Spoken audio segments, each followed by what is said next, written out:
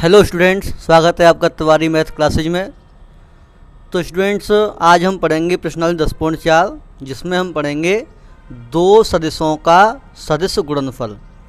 Student, इससे पहले हम पढ़ चुके हैं दो सदिशों का अदिश गुणनफल 10.3 में, है ना। उसकी लिंक आपके डिस्क्रिप्शन में दे दिया जाएगा।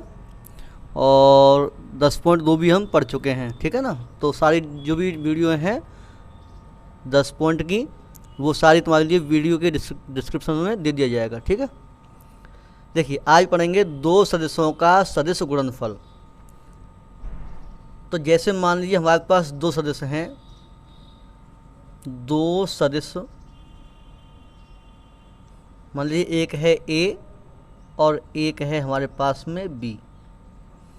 यदि इनके बीच का कोण थीटा हो, दो सदिशों ए और बी के बीच यदि कोण थीटा है, तो ए और बी का सदिश गुणा, ए और बी का मतलब दो सदिशों का सदिश गुणा। पहली बात तो ये है कि इसे डिनोट करेंगे ए क्रॉस बी से। जैसे मान लीजिए दो सदिश हैं तो उनको करेंगे ए क्रॉस बी, इसको बोलेंगे क्रॉस गुणा, यानी क्रॉस मल्टीप्लिकेशन, है ना। तो ए क्रॉस बी बराबर होता है स्टूडेंट, फार्मूला है, मेन फार्मूला इसका यही है कि परिमाण ए परिमाण B sine theta into n cap. समझिए, जब हमने अदिश गुणा पढ़ा था तो ए डॉट बी बराबर परिमाण ए परिमाण बी कॉस थीटा पढ़ा था, यहीं तक पढ़ा था केवल। लेकिन अब क्या है, क्रॉस प्रोडक्ट यानी सदिश गुणा। दो सदिशों का सदिश गुणा जब करेंगे तो परिमाण ए परिमाण बी साइन थीटा और एन कैप का गुणा। तो देखिए, यहाँ तक केवल यहाँ तक की बात करें तो ये केवल अदिश राशि है। इसमें ये जो एन कैप लगा हुआ है ये बताता है कि यह एक सदिश है स्टूडेंट, ठीक है। ये क्या है, इकाई सदिश है। क्यों? क्योंकि इसके ऊपर लगा है कैप। तो यहाँ बता देते हैं कि एन कैप क्या है। जहाँ एन कैप क्या है, सदिश ए से बी की दिशा में, ठीक है, वामावर्त कह सकते हैं,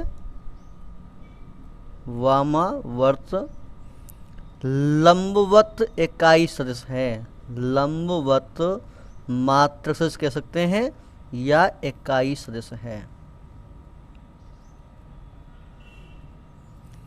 समझिए ये बात। एन कैप क्या है, सदिश ए से बी की दिशा में वामावर्त लंबवत मात्रक सदिश। आप एक चीज़ का ध्यान रखिए कि जो ए और बी है इसके लंबवत मात्रक सदिश है ए से बी की दिशा में। जैसे मान लीजिए ये ए वेक्टर है तुम्हारे पास में और ये हमारे पास में क्या है, बी वेक्टर है। ये थीटा जो होता है स्टूडेंट, जो थीटा की बात करते हैं ना, वह है 0 और 180 के बीच में होता है, 0 से लेकर के 180 तक, है ना। तो ये क्या हुआ कि जो ए है वो इधर दिशा में जब घूमेगा है तो यहाँ पे जो थीटा बनेगा वो थीटा काम करेगा, पहली बात तो।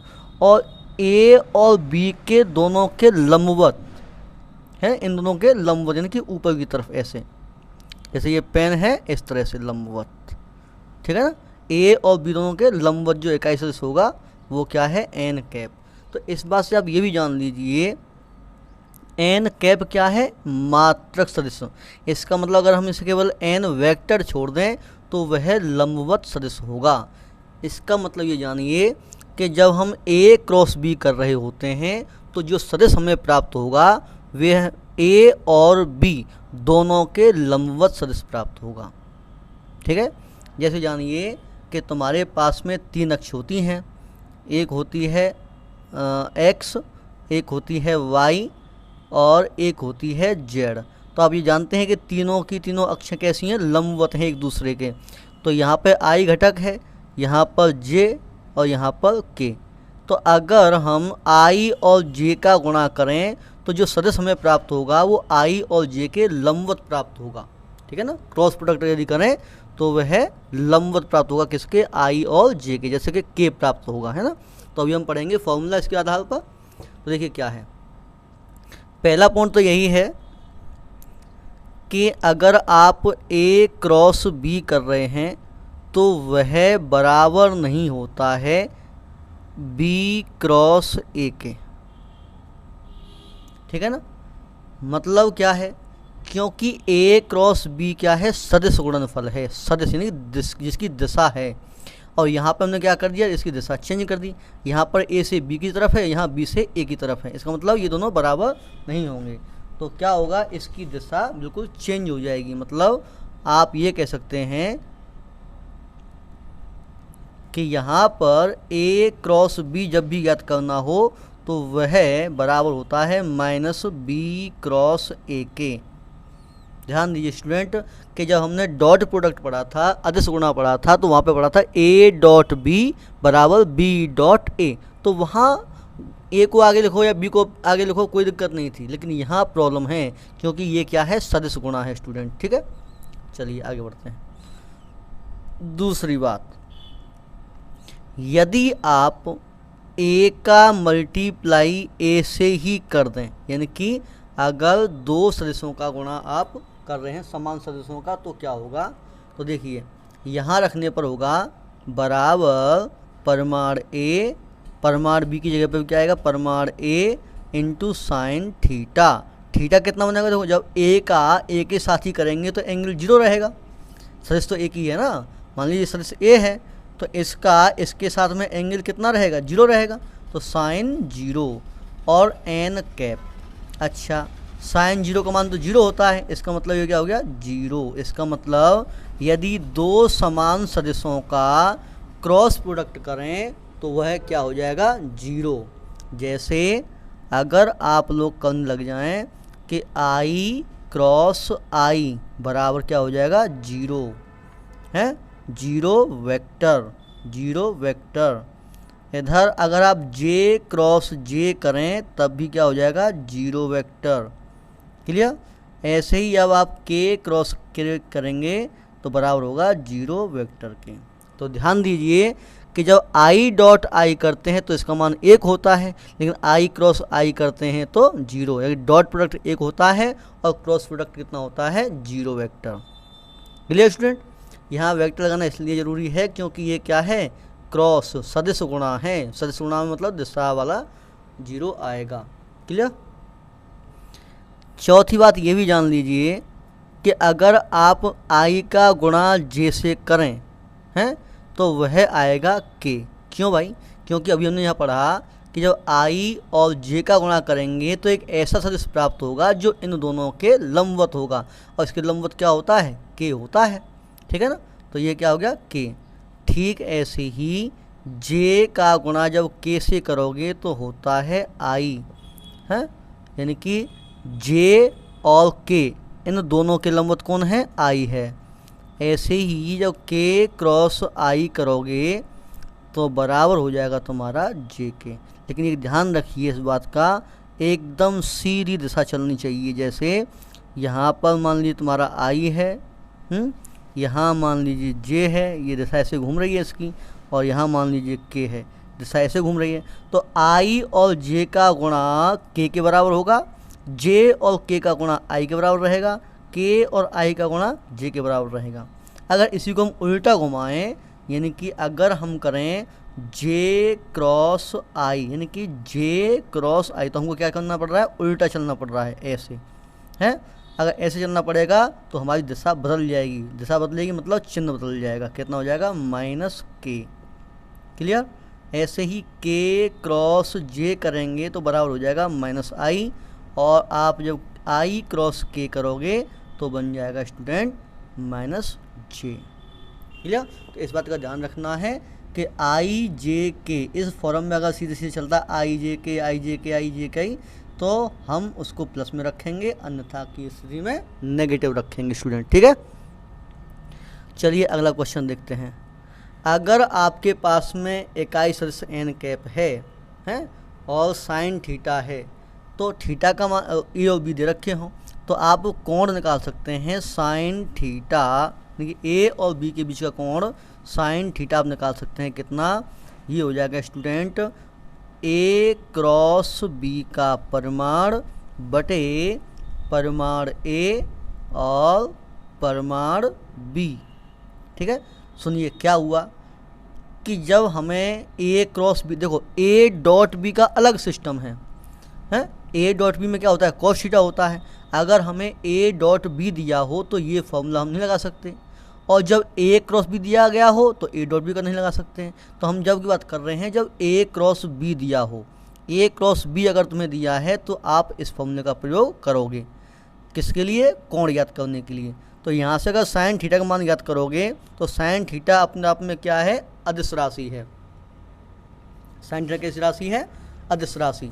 तो हमें ये भी किस में चेंज करना पड़ेगा, अदिश में। तो हमने क्या किया कि इसका परिमाण ले लिया, इनका परिमाण पहले से है ही, इसका भी परिमाण ले लिया, और ये क्या है इकाई सदिश है क्योंकि कैप लगा हुआ है, तो इसका मान तो हो गया 1, और यहाँ से साइन थीटा बराबर हो जाएगा परिमाण ए क्रॉस बी है, ये रहा यहाँ परिमाण, यहाँ देख रहे हैं ना, परिमाण ए क्रॉस बी बटे परिमाण ए परिमाण बी। क्लियर। अच्छा एक बात और ध्यान रखिए स्टूडेंट, देखिए जब, बहुत ध्यान से सुन लीजिए, बहुत बारीकी पॉइंट है कि जब तुम्हें सदिश ए और सदिश बी दिए हों घटकों के रूप में और बीच का कोण पूछा हो तो आप हमेशा कोस थीटा वाला फॉर्मूला ही लगाइए, बहुत आसान रहता है। ठीक है, और अगर तुम्हें ए क्रॉस बी दिया है तो तुम्हारी मजबूरी ये लगाना हो जाएगा। ठीक है ना, ये केवल मजबूरी में लगाना है जब हमें ए क्रॉस बी दिया हो तब। ठीक है, अब बढ़ते हैं आगे।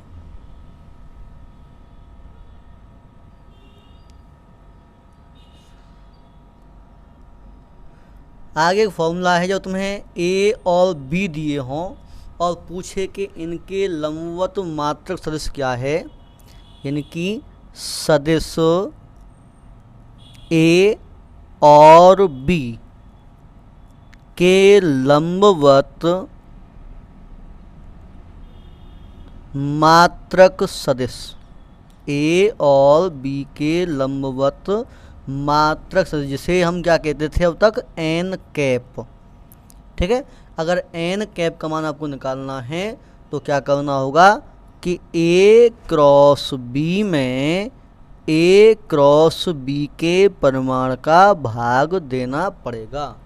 अब समझिए बात क्या है, सुनिए कि ए और बी यानी किन्हीं दो सदिशों के बीच अगर लंबवत सदिश अगर याद कर रहे हों तो वह होता है ए क्रॉस बी, यानी कि उनका क्रॉस प्रोडक्ट, दो सदिशों के बीच का जो लंबवत सदिश अगर ज्ञात करना चाह रहे हैं तो वो होता है ए क्रॉस बी। और वहीं उनका मात्रक सदिश ज्ञात करना हो तो उसके परिमाण का भाग दे देते हैं। ध्यान है ना, हमने 10.2 में पढ़ा है कि कोई सदिश हमारे पास में ए है और हमें उसके अनुदिश मात्रक सदिश ज्ञात करना है तो क्या करते हैं, उसके परिमाण का भाग दे देते हैं। तो इसी प्रकार ए क्रॉस बी क्या है, ए और बी दोनों के लंबवत सदिश, और हमें क्या चाहिए, मात्रक सदिश, तो इसका मतलब कि इसके परिमाण का आप भाग दे दीजिए। तो ये बात बहुत ध्यान रखिए कि ए क्रॉस बी का मतलब है कि उनका लंबवत, दोनों का लंबवत। अच्छा एक चीज़ और कि अगर थीटा बराबर हमारा 90 डिग्री हो तब,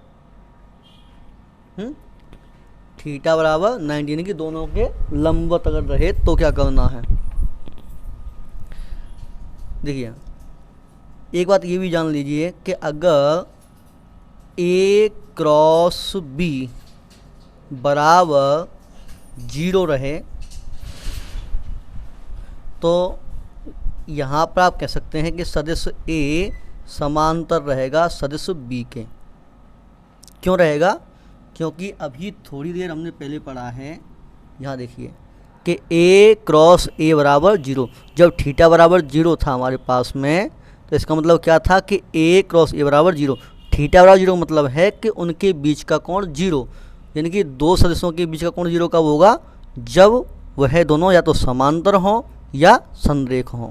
तो वही बात मैंने यहाँ पे कही है कि अगर दो सदस्यों का गुणा क्रॉस प्रोडक्ट का 0 के बराबर है तो वो क्या कहलाएगा, वह समांतर होगा। ध्यान रखिए, यहीं पे ध्यान रखिए, ध्यान दे दें कि हमने 10.3 में क्या पढ़ा है कि अगर a डॉट बी बराबर 0 हो तो वहाँ हमें क्या होगा कि a लंबवत होगा b के। ये कंडीशन बहुत ध्यान रखिए। जब हमें कोई लंबवत दिखाने होंगे सदस्य तो उनका a डॉट बी 0 दिखाना पड़ेगा, और जब कोई दो सदस्य हमें समांतर दिखाने हों तो उसके लिए हमने एक पॉइंट तो ये पढ़ा है कि a क्रॉस b 0 दिखा दीजिए। एक पॉइंट हमने ये भी पढ़ा है कि या a बराबर लैम्डा b दिखा दीजिए, ठीक है ना। तो ये सारी चीज़ें होती हैं। अच्छा, अगर अभी हम बात कर रहे थे 90 डिग्री वाली, तो यहाँ जैसे हमने फॉर्मूला पढ़ा है अभी, यहाँ अगर ये कितना हो जाए 90 हो जाए, हैं ये 90 हो जाएगा, साइन 90 का मान कितना हो जाएगा 1 हो जाएगा। तो a क्रॉस b बराबर कितना हो जाएगा, परिमाण a और परिमाण b। क्लियर। तो और n कैप है ही, ये क्या बताएगा, दिशा रहेगा, इन दोनों के लंबवत में दिशा, दोनों के लंबवत, ठीक है। अच्छा, अब आगे बढ़ते हैं स्टूडेंट। यहीं से एक फॉर्मूला निकलता है कि अगर मान लीजिए हमारे पास में a और b घटकों के रूप में दिए हों, अब तक क्या था, एक सीधे मान दिया गया हो, अब अगर घटकों के रूप में दिए हों, मान लीजिए कि a वेक्टर बराबर में दे रखा हो a1i plus a2j plus a3k, और b वेक्टर बराबर तुम्हें दिया हो कि b1i plus b2j plus b3k। अगर ऐसे करके दो सदस्य तुम्हें दिए गए हों, बहुत ध्यान सुन लीजिए, ये अब तक जो हमने पहले पढ़े हैं वो एक सिंपल मात्रा में पढ़े हैं, अगर सिंपल रूप में दिए गए हों तब। लेकिन अगर घटकों के रूप में हमें दिए गए हों तो फिर हमें a क्रॉस b कैसे ज्ञात करना है, सुन लीजिए। a क्रॉस b बराबर होता है स्टूडेंट फिर कि ऐसे सारणिक, अब ये मोड़ नहीं है, ये है सारणिक, प्रश्नावली 4, ध्यान कर लीजिए, i j और k, डिटर्मिनेंट जिसे कहते हैं ना अंग्रेजी में, वही वाला। तो a क्रॉस b ज्ञात करने के लिए क्या करना होगा कि ये i j k लिख करके इनके घटक, पहले जो है, पहले जो सदस्य है पहले उसके घटक, पहले a है तो a के घटक कौन है, a1 a2 और a3, a1 a2 और a3। दूसरा कौन है b, तो b1 b2 और b3 स्टूडेंट, ठीक है ना। तो इस ये क्या है, सारणिक है, और सारणिक का मान आप ज्ञात करना जानते ही हैं, है ना। कैसे, i फिर इसका गुणा a2 b3 माइनस फिर b2 a3, सही है ना, माइनस j कैप। अब इसका नंबर आ गया, अब इसमें गुणा करिए a1 b3 minus b1 a3 plus k, क्या होगा, k में इसको बंद कर दिए, इसे बंद कर दिए, तो क्या होगा a1 b2 minus b1 a2। कुल मिलाकर क्या है, एक सारणिक हमको हल करना पड़ेगा, ठीक है ना। तो अगर a क्रॉस p अगर याद करना है घटक के रूप में दिया गया हो तो ऐसे याद करेंगे स्टूडेंट, ठीक है ना। चलिए आगे बढ़ते हैं।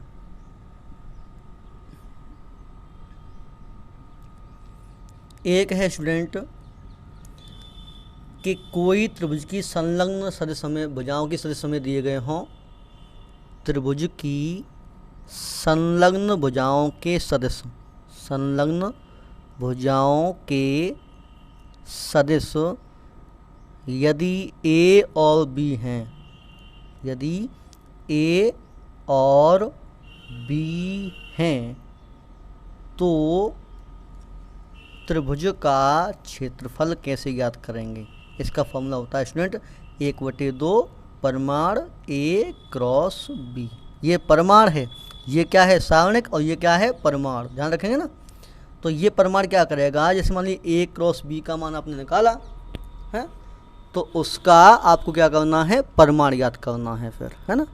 और क्षेत्रफल हमेशा क्या होता है, पॉजिटिव होता है, इस बात का ध्यान रखना, इतने वर्ग मात्रक। अच्छा, ये संलग्न भुजा क्या होती है, संलग्न भुजा मतलब आपस में जुड़ी हुई भुजा, जैसे ये त्रिभुज होता है, अब मान लीजिए ये हमारे लिए दिया हो ए, ये हमारे लिए दिया हो बी, तो ये आपस में जुड़ी हुई भुजाएं हैं, तो क्या हो गया ए क्रॉस बी। अच्छा ये भी ध्यान रखिए, अब त्रिभुज है, त्रिभुज 3 ही भुजाएं तो हैं, अगर ये ना होकर के ये होती तब भी ये संलग्न भुजा होती। कुल मिलाकर के जब 2 भुजाएं दी गई हों तो वह है उनका ए क्रॉस बी करके 1/2 का गुणा करना है, ठीक है ना। अच्छा एक है समांतर चतुर्भुज का क्षेत्रफल, उसमें भी क्या है, यदि संलग्न भुजाएं ए और बी हों, यदि किसी समांतर चतुर्भुज की, प्रत्येक की बात नहीं कर रहा हूँ, समांतर चतुर्भुज, और समांतर चतुर्भुज में तुम्हारा आयत, वर्ग, समचतुर्भुज है, वर्ग ये सब आ जाते हैं। समांतर चतुर्भुज की संलग्न भुजाएं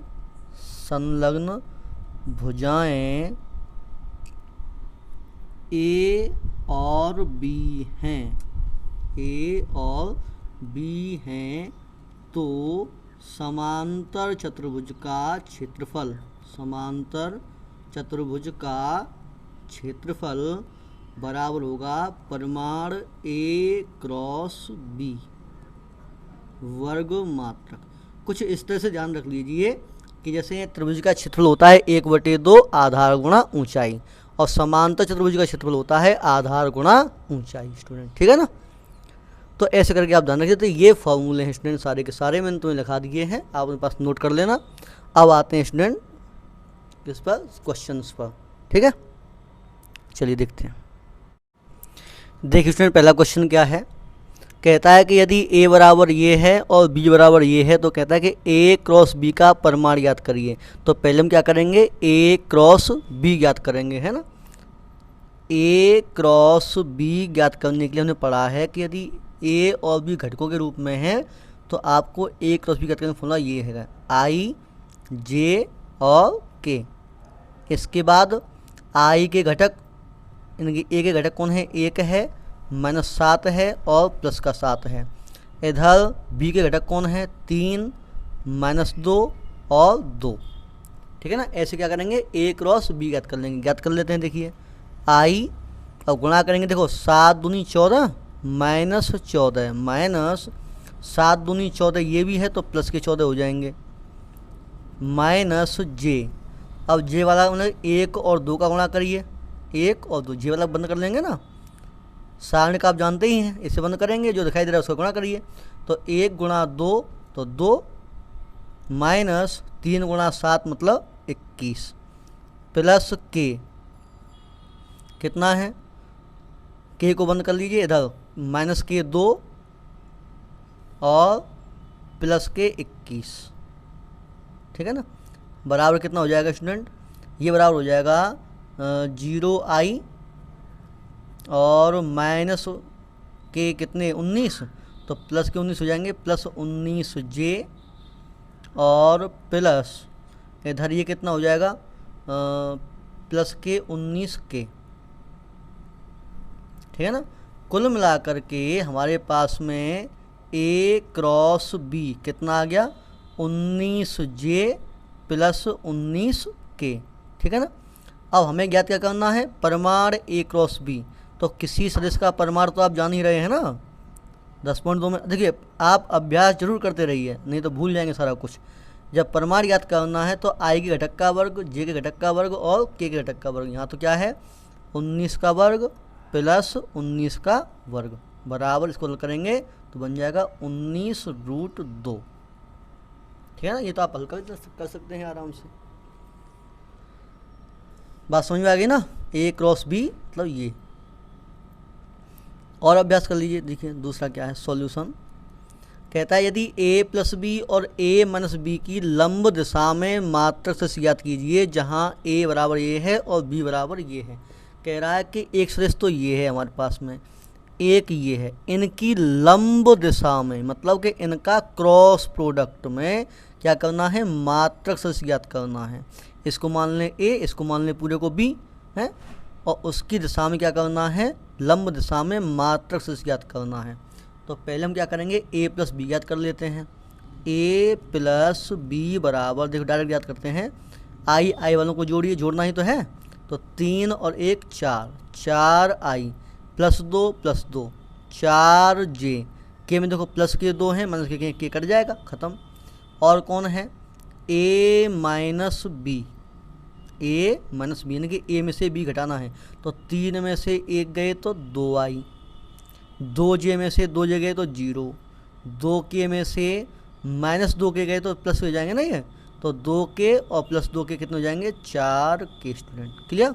तो इस तरह से हमने क्या कर लिया, ए प्लस बी और ए माइनस बी ज्ञात कर लिया। अगर तुम्हें ध्यान हो तो हमने थोड़ी देर पहले पढ़ा है कि दो सदिशों के बीच में, दो सदिशों के लंबवत दिशा में मात्रक सदिश, यानी कि उसे क्या कहते हैं, एन कैप। तो यदि हम कहें कि ए प्लस बी और ए माइनस बी की लंब दिशा में मात्रक सदिश, जिसको हम कहते हैं एन कैप, ये एक सदिश है, ये दूसरा सदिश है। तो एन के बराबर हमने क्या पढ़ा था, ए क्रॉस बी बटे परिमाण ए क्रॉस बी। अब यहाँ ए की जगह पे कौन है, ए प्लस बी। जब दो सदिश दे रखे हैं, इनके बीच की बात करें तो इसको मैं मान लेता हूँ ए, इसको मान लेता हूँ मैं बी। इनके लंब दिशा में मात्रक सदिश मतलब ए क्रॉस बी, यानी ए प्लस बी का क्रॉस प्रोडक्ट किसके साथ में, ए माइनस बी के साथ में, बटे इसी का क्या, परिमाण, A plus B cross A minus B, इसका परिमाण। अरे ए क्रॉस बी बटे परिमाण ए क्रॉस बी, ये ज्ञात करना है। तो उसके लिए हमने ए प्लस बी तो ज्ञात कर ही लिया, इनके हमें क्या ज्ञात करना है, इसका और इसका क्रॉस प्रोडक्ट। एक तो इसका और एक इसका मान कहाँ है, ये रहा, इसका मान कहाँ है, ये रहा। इन दोनों का क्या करना है, क्रॉस प्रोडक्ट याद करना है, ठीक है ना। तो मैं यही याद किए देता हूँ, A plus B cross A minus B बराबर, कैसे याद करते हैं, क्रॉस कैसे याद करते हैं, इस तरह से आई जे के। ध्यान रखिए डॉट में क्या करते हैं, आई वालों को गुणा, जे वालों को गुणा, के वालों को गुणा करते हैं, लेकिन यहाँ पर सारणी ज्ञात करते हैं। तो आई जे के हो गया। अच्छा, ए प्लस बी के घटक क्या हैं, एक 4 है, एक 4 है, और के का नहीं है, तो इसका मतलब वो क्या है, 0। ऐसे ही ए माइनस बी में कौन है, 2, जे का नहीं है मतलब 0, और के का कौन है, 4। अब ये याद करिए, तो बराबर, चलो मैं यहाँ लिख देता हूँ, है ना। इसका मतलब ये, अगर मैं नाम दे दूँ एक, चलो ठीक है ऐसे, कि A plus B cross A minus B बराबर, करिए यहाँ गुणा करिए, आई इसका गुणा करेंगे तो 16, माइनस इसका गुणा 0, माइनस जे, इसका गुणा करिए 4 चौका 16, माइनस 2 गुणा 0 0, प्लस के में 4 गुणा 0 करेंगे 0, माइनस के 8, 0 माइनस 8, कुल मिला करके कितना आ गया, ये आ गया स्टूडेंट 16 आई कैप माइनस 16 जे कैप और माइनस के 8 के कैप। ये किसका मान आ गया, ए प्लस बी और ए माइनस बी का क्रॉस में। अगर हम इसी का मॉड याद करें, mod of A plus B cross A minus B का, यानी कि इसका यदि मॉड याद करें तो बराबर हो जाएगा वर्गमूल में 16 का वर्ग 256, ये भी 256 और प्लस कितना 64, ठीक है ना। अब ये कितना आता है तो वो तो आप खुद देख लीजिएगा। इधर तुम्हारा जो एन कैप तुमसे पूछा गया था, लंब दिशा में मात्रक सदिश मतलब एन कैप तुमसे पूछा गया है, तो वो कितना है, A plus B cross A minus B. ये कितना आया है, इसका मान हमारे पास में आया है ये वाला, कितना है 16 आई कैप माइनस के 16 जे कैप और माइनस के 8 के कैप बटे वर्गमूल में। अगर हम जोड़ के देख लें, बटे में कौन है, ये है ना इसका परिमाण, तो ये परिमाण हमने ज्ञात कर लिया यहाँ, ये वाला जो परिमाण है ये यहाँ ज्ञात कर लिया है हमने।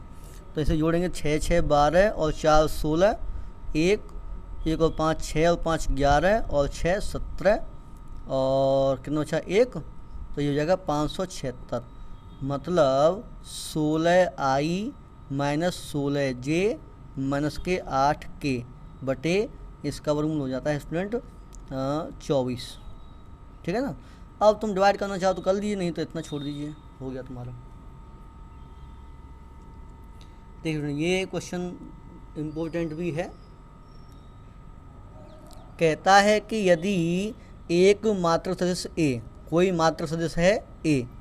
अब मात्र सदिश का मतलब जान रहे हैं जिसका परिमाण एक हो, और ये भी जान लीजिए कि मात्र सदिश अगर वो है तो उसके जो घटक हैं वो अपने आप में दिक् कोसाइन भी होंगे।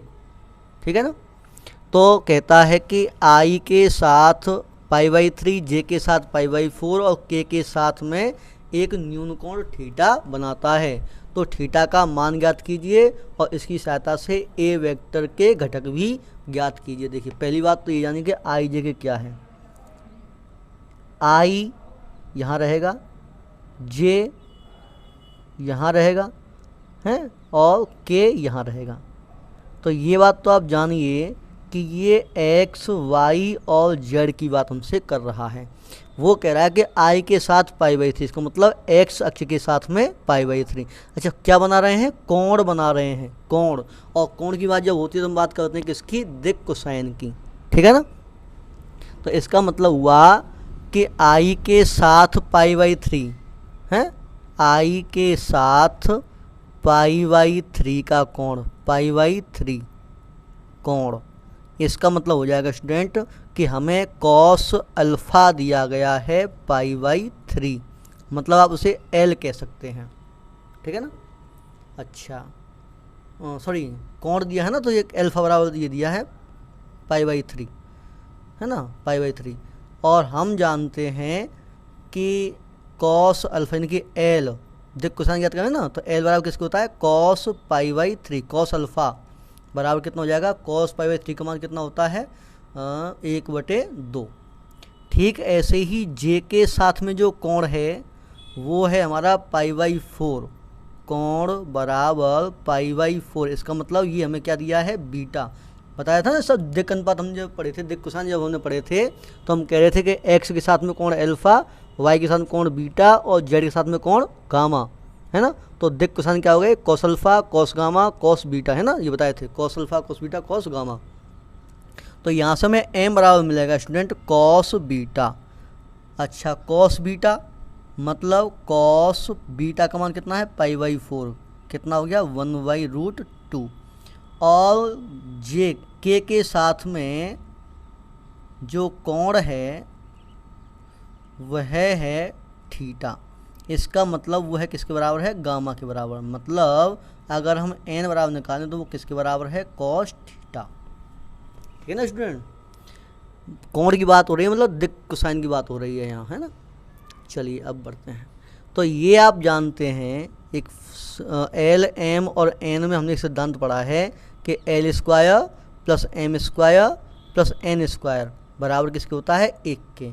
तो यहाँ से एल का मान कितना है 1/2, मतलब 1/2 का स्क्वायर, प्लस एम का मान कितना है 1/√2, 1/√2 का स्क्वायर, प्लस एन का मान तो कॉस स्क्वायर थीटा।